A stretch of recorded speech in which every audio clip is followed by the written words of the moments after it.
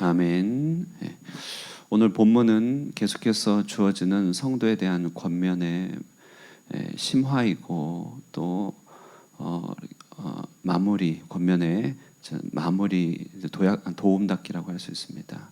특별히 1절에서 2절은 어제 보신 4장 25절에서 제시된 권면의 마무리로서요, 하나님을 본받으라 이렇게 얘기하고 있죠. 하나님 본받으라. 성도들은 사랑을 받는 자녀들입니다. 왜냐하면 본질상 진노의 자녀였다가 그리스도의 피로 용서함을 받고 하나님 아들이 되었기 때문에 진노의 자녀가 아니라 사랑을 받은 자녀입니다. 따라서 성도는 하나님의 형상으로 새로 창조된 사람이기 때문에, 그리고 하나님의 사랑을 받은 자이기 때문에 하나님을 본받는 자가 되어야 된다. 하나님을 본받는 자가 되어야 된다는 말씀은 2절에서 조금 구체적으로 얘기하는데요, 성도가 본받아야 될 모습은 다른 것이 아니라 그리스도를 통해 드러난 사랑이라고 하는 것이죠. 우리는 하나님을 본받는데 어떻게 본받느냐? 그리스도에게 나타난 사랑을 통하여서 본받는 것입니다. 그리스도의 사랑은 이렇게 설명되고 있는데요, 그가 너희를 사랑하신 것 같이, 2장 2절에 나와 있죠. 그가 너희를 사랑하신 것 같이 너희도 사랑 가운데서 행하라. 그리스도의 사랑은 제물과 희생 제물로 하나님께 드려진 향기로운 제물이 되었다 이렇게 얘기합니다. 그러므로 우리 삶을 사랑 가운데 두고 우리 삶을 의식적으로, 그러니까 종교적으로 꼭 주님 앞에 이런 예배의 의식이 아니더라도 사랑 가운데서 많은 그러니까 주변 사람들에게 내 자신을 내어주는 삶은 하나님의 받으심직한 향기로운 제물이다 이렇게 얘기합니다.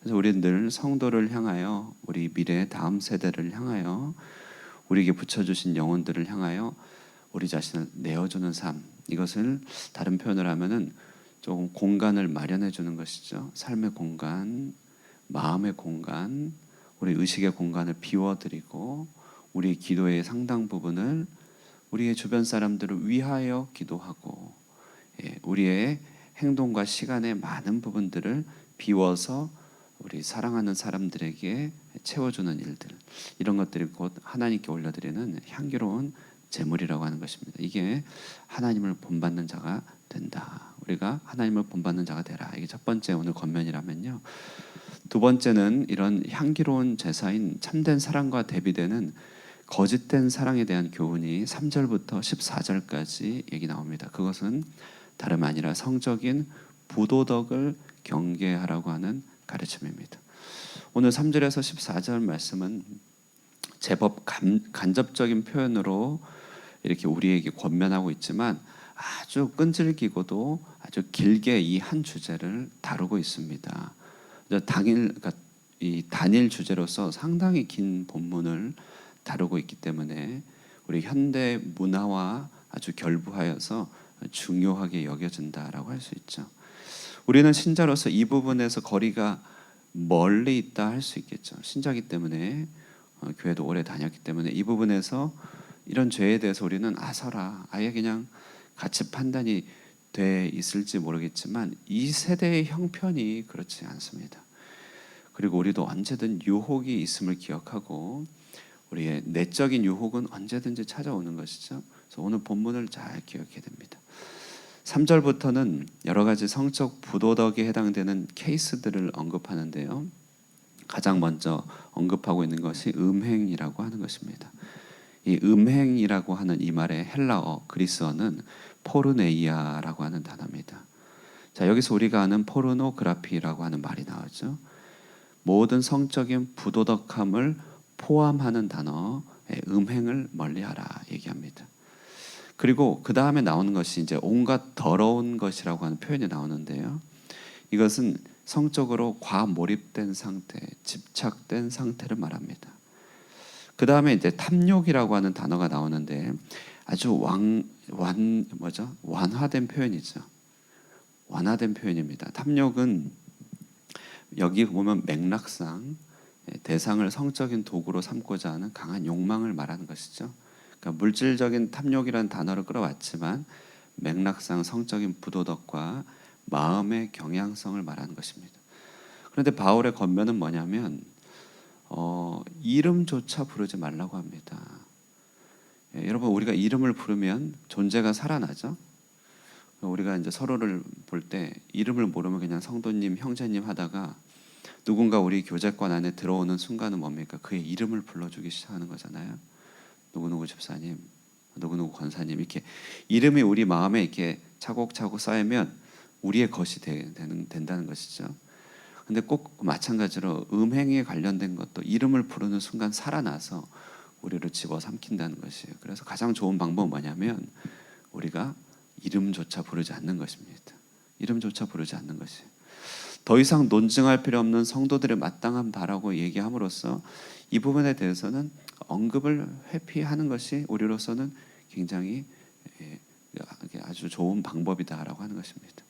요셉은 그렇기 때문에 그 상황과 케이스를 자기의 삶에 이렇게 들이지 않기 위해서 아예 시선을 거두고 도망치는 도망의 방법을 구하였죠. 성도들의 마땅한 바라는 것이에요. 이 세대가 정말 많이 넘어간 것 같아요. 제 주변은, 특히 저 주변은, 저는 언제 말씀드렸죠, 아주 어려서부터 목사 되기로 이렇게 했기 때문에 주변에서도 많이 저를 보호해줬어요. 군대에서도 너는 뭐 목사 될 사람이니까 많이 보호해줘서 저는 정말 어찌 보면 온실 속의 화초와 같이 자란 것 같아요. 주변에 믿는 자들만 많기 때문에 거리가 멀게 느껴지긴 하지만 요즘은요, 우리 이렇게 성적인 관련된 질병을 다루는 의사들요, 옛날엔 질병의 배경을 묻기 위해서 배우자에 대해서, 배우자는 어떻습니까? 물었는데 요즘은 배우자란 말도 안 쓴답니다. 배우자 아닌 관계가 너무 많기 때문에, 그래서 배우자란 말을 쓰면 서로 겸연쩍어진다는 것이죠. 누가 겸연쩍어야 되는지 모르겠지만 그래서 배우자란 말 안 쓰고 그냥 다른 용어를 쓴다는 것이에요. 그만큼 빈번하고 일상화됐다는 것입니다. 자, 그런데 여러분, 이렇게 음행의 문제는 꼭 행동만, 몸의 행동만의 문제는 아닙니다. 그 다음에 나오기를 어리석은 말이라고 하죠. 이게 이제 모롤로기아라고 하는데요, 쓸데없는 잡담을 말하고, 그 다음에 희롱의 말, 유트라펠리아라고 하는데 천박하고 저질스러운 농담을 말합니다. 문맥상 다 성에 관련된 그러한 잡다한 말들을 말하죠. 우리는 이런 것을 이제 EDPS라고 이렇게 하죠.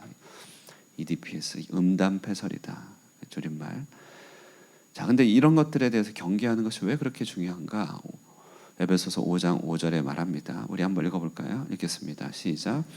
너희도 정녕 이것을 알거니와 더러운 자나 탐하는 자 곧 우상 숭배자는 다 그리스도와 하나님의 나라에서 기업을 얻지 못하리니. 이게 그러니까 음행과 관련된 유욕과, 그러니까 육체의 이런 죄성과 관련된 것들은 하나님 나라의 기업을 차지하지 못하게 한다는 것입니다. 그러니까 기독교가 너무 까다롭고 금욕적인 게 아니냐, 이제 이렇게 질문할 수 있겠지만, 이것은 어거스틴이라고 하는 대신학자가 말하기를 사랑의 질서의 회복과 관련됩니다. 어거스틴은 이런 표현을 했어요. 여러분 한번 최대한 한번 이해하면서 들어보세요. 나의 사랑이 나의 무게다, 이렇게 얘기했습니다. 내가 사랑하는 대상에 따라서 내가 영혼이 나아간다는 것이에요. 내가 무엇을 강하게 사랑하는 것이 내 영혼의 위아래를 결정하는데요, 결국 우리는 이 땅에서 태어났지만 하나님을 사랑함으로 그 하나님의 사랑이 나의 영혼을 이끌어 천상으로 간다는 것이 그의 이제 철학적 사고 방식. 내 사랑이 나의 무게다. 그런데 내 사랑이 이 땅에 계속하여 집착하도록 하는 이처럼 육적인 것, 그러니까 성적인 대상에 계속 집착하도록 하면 내 사랑의 무게가 얼마나 무겁겠느냐는 거예요. 내 사랑의 무게가 얼마나 땅으로 내려가겠느냐는 거예요. 하나님 나라를 들어갈 수가 없다는 것이죠. 여러분, 꼭 이런 이제 성적이고 육체적인 뿐만이 아니라 내 사랑이 무엇인지를 굉장히 민감하게 살펴봐야 됩니다. 내가 정말 하나님을 사랑하는가? 저는 어제 한 가지 찬양에 굉장히 빠져들어갔는데요, 주님을 사랑하는 그 기쁨을, 그 즐거움을 빼앗기지 않게 하소서라고 하는 가사가 있는 제목이에요. 여러분, 너무 아름답지 않습니까? 주님을 사랑하는 기쁨을, 그 즐거움을 빼앗기지 않게 하소서. 이 사랑이 우리를 하늘로 이끌어 간다는 것이죠. 그 반대는 하나님 나라에서 기업을 얻지 못한다라는 것이에요. 6절에서 8절은 헛된 말에 속지 말라 이렇게 얘기하죠. 역시 문맥을 고려할 때 방종하고 성적으로 자유롭게 사는 것은 괜찮다라고 하는 가르침을 암시하는 말입니다. 자, 이런 모든 일들 때문에 사람들이 불순종하게 되고 타락에 빠지고 하나님의 진노가 임하여 불순종의 아들들 가운데 임하여 정말 이 땅 자체가 아비규환이 되는 것입니다. 질서가 다 무너지는 것이죠.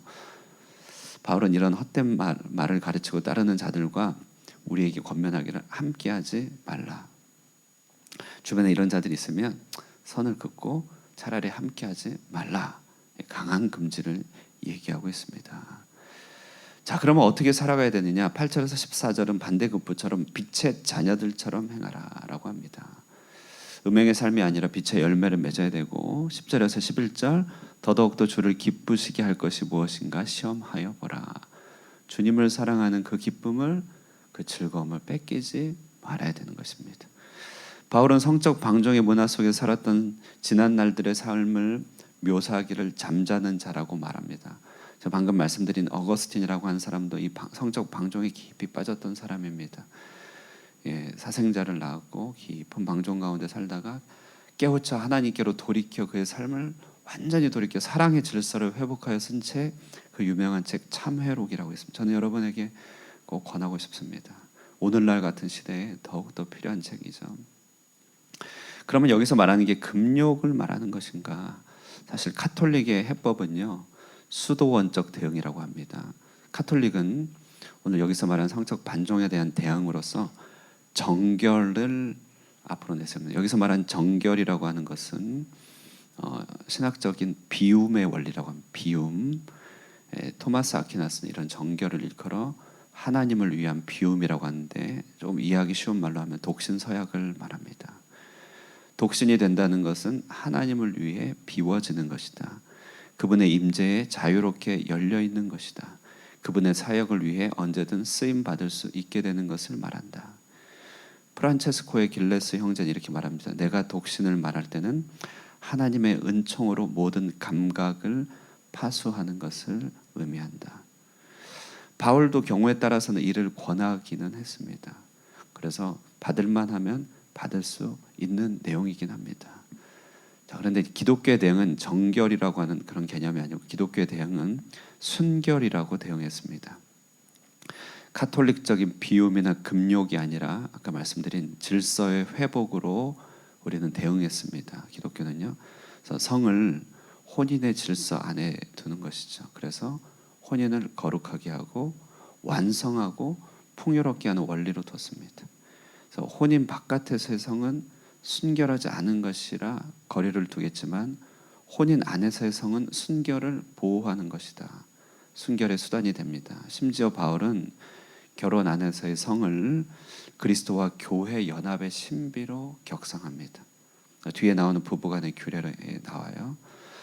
리차드 포스터라고 하는 영성 작가는 인간이 향유하고 누리는 매우 좋은 것들이 있는데 매우 좋은 것들 중에 순식간에 쉽사리 악이 파고들어서 폐허가 되고 마는, 망치고 마는 세 가지 굉장히 중요한 하나님의 선물을 얘기합니다. 하나는 돈이고 하나는 권력이고 그 중간이 바로 성입니다. 그래서 돈, 성, 권력. 책 제목이 돈, 섹스, 권력. 이 책 제목이 있어요. 영성에 대한 책입니다. 보고 사람들이 관심이 있어서 뭐 이렇게 호기심을 열지만 영성에 대한 책이에요. 돈에 대해서 파고드는 너무 쉽사리 파고드는 악마는 탐욕이라고 얘기합니다. 권력에 대해서 너무 쉽사리 파고드는 악마는 오만이라고 합니다. 내가 옳다고 믿는 오만이에요. 성을 파고드는 악마는 유욕이다라고 합니다. 유욕. 그래서 성의 참된 사용은 인간다움으로 이끌지만 육체에 대한 정욕은 비인간으로 만든다. 인간을 해방시켜주지 않고 포로로 만든다. 이렇게 말합니다. 그래서 오늘 본문의 말씀을 결론을 얘기하면 다시 순종의 자리로, 질서의 자리로 가야 된다는 것이에요. 빛의 자녀들처럼 행하고 결혼을 복되게 하고 비인간적으로 과하게도 치우치지 말고 비인간적으로 과하게 결핍되지도 않으며 단지 육체의 일이라고 생각하지 말고 그리스도와 교회의 신비를 이해하는 영성의 일이라고 생각하여 구별된 가치관을 가져야 된다는 것. 이게 어둠이 극에 달한 시대에 빛의 자녀로 살아가는 하나님의 해법입니다. 우리는 다른 사고방식이 있습니다. 다른 세계가 있습니다.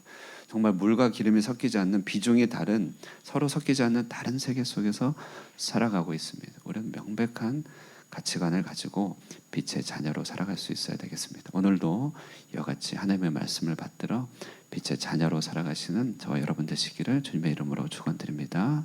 기도하겠습니다.